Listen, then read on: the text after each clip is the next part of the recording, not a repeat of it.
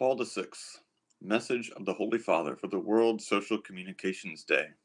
Theme: The role of communications media in promoting unity among men. Dear brothers and sons, and all men of good will, the means of social communication at the service of the unity of mankind. Such is the goal which the World Day of Social Communications proposes this year for your reflection, for your study, for your discussions, for your prayer, and for your activity. We would not wish with all Who would not wish with all his heart to see the unity of the human family promoted more effectively? Have not men become aware of the solidarity that unites them in daily life as well as in exceptional moments, in the face of scientific achievements as well as in the face of world calamities?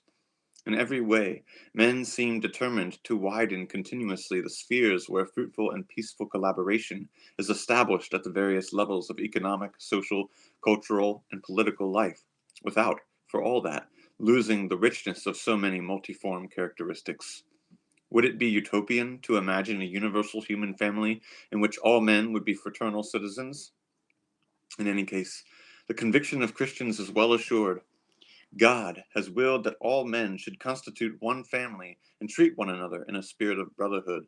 All men have been created in the image of God, and all men are called to one and the same goal, namely, God Himself.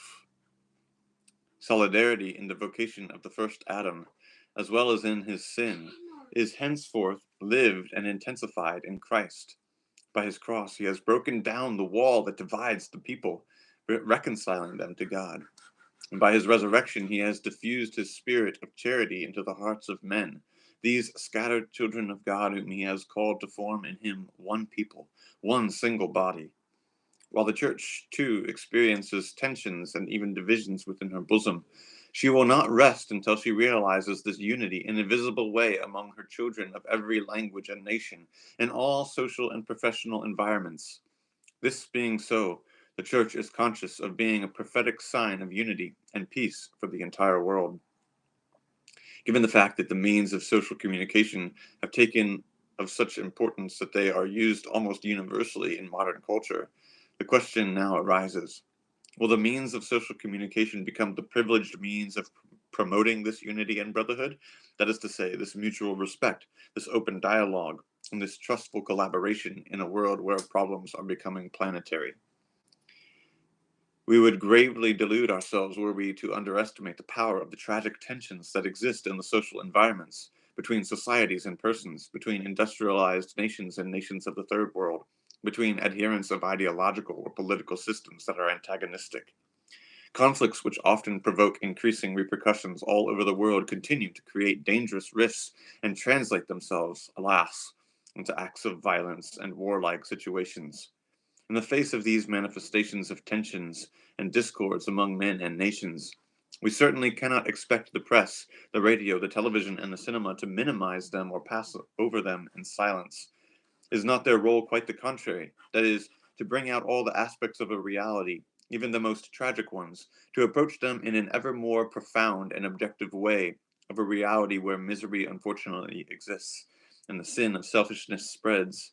In short, the multiple wounds that bleed in the heart of the great human family, but also of a reality where positive accomplishments appear, the signs of renewal, and the reasons for hope.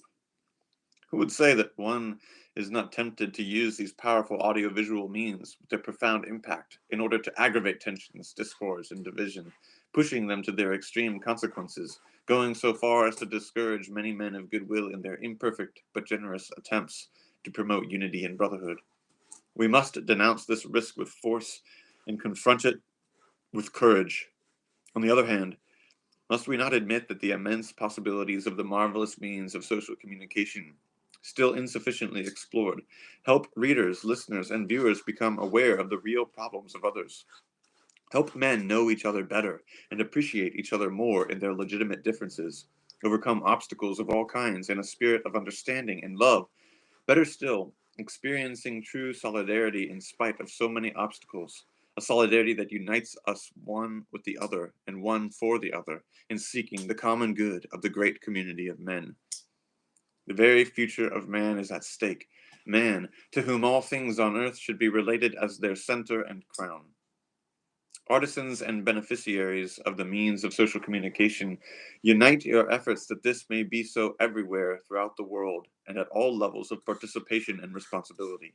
Reject whatever disrupts true dialogue among men, whatever masks duties of rights of men, whatever fans misunderstandings and hatred, whatever diverts from peace and ever widening brotherhood, and whatever hinders us from seeking truth in liberty.